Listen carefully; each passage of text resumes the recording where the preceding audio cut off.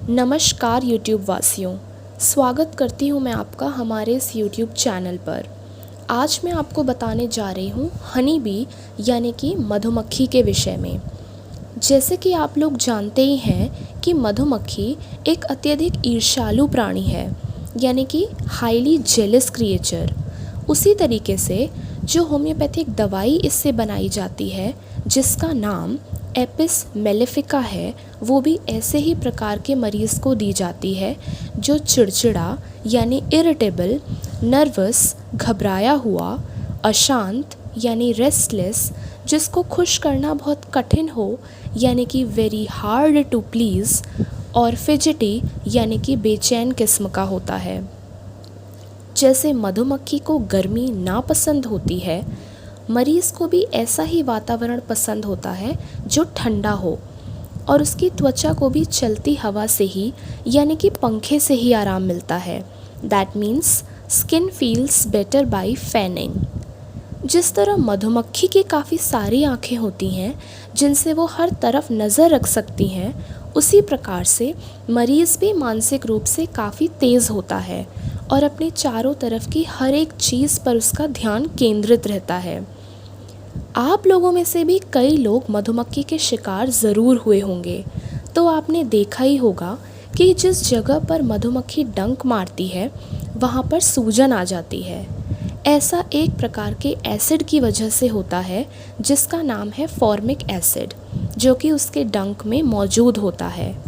और इसकी प्रमुख विशेषता है सूजन के साथ साथ जलन और चुभन भी पैदा करना, यानी कि it causes burning and stinging pain with edematous swelling which is extremely sensitive to touch, यानी कि उस जगह छूने मात्र से ही दर्द उत्पन्न हो जाता है।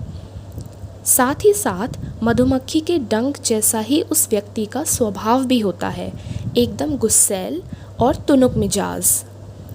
तो दोस्तों, एक औसत मधुमक्खी का अपना खुद का यौन जीवन नहीं होता, वो स्टेराइल होती है।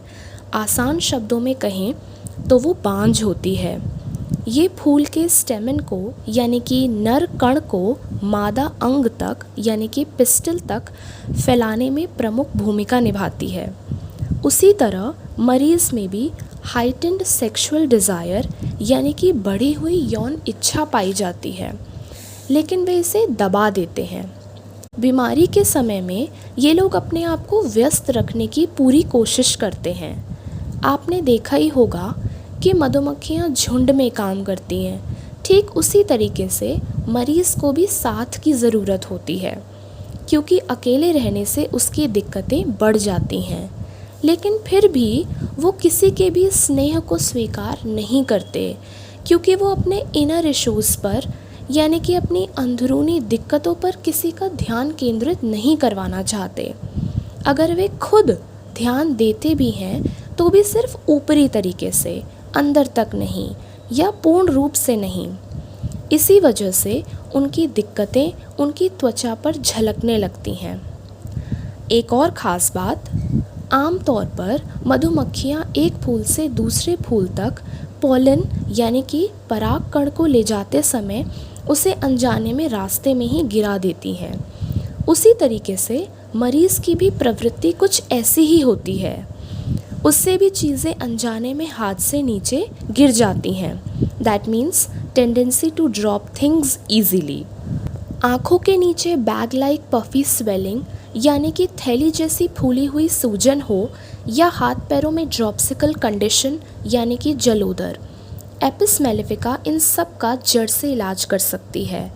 हर प्रकार के त्वचा संबंधी रोग जिनकी विशेषता सूजन और चुभने वाला दर्द हो यानी कि swelling and stinging type of pain, साथ ही उस व्यक्ति को प्यास लगनी बंद हो जाए यानी कि एक्सट्रीम थर्स्टलेसनेस, ये उन्हें भी ठीक करती है। साथ ही साथ एक्जेंथिमा, स्कारलेटिना यानी कि लाल बुखार, मीज़ल्स यानी खसरा, अर्टिकेरिया, हाइव्स या पित्त उछलना, एनासार्का, शरीर में सूजन और पेट में पानी भर जाना यानी कि एसाइटिस जैसी बीमारियां, इनका भी जड़ से उपचार करती है हमारी ये होम्योपैथिक दवाई एपिस मेलेफिका। क्योंकि होम्योपैथी का सिद्धांत है जो चीज़ रोग पैदा करती है वो उसे ठीक भी कर सकती है। जैसा रोग वैसा उपचार, that means like cures like. Thank you so much for watching YouTube वासियों। अगर आपको वीडियो पसंद आई हो तो अपनी राय कमेंट सेक्शन में देना न भूलें। अगर आपको और जानने की जिज्ञासा हो तो आप हमें ईमेल या इंस्टाग्राम के द्वारा संपर्क भी कर सकते हैं एवं हमसे हमारे क्लिनिक पर भी परामर्श ले सकते हैं। तब तक के लिए बाय बाय।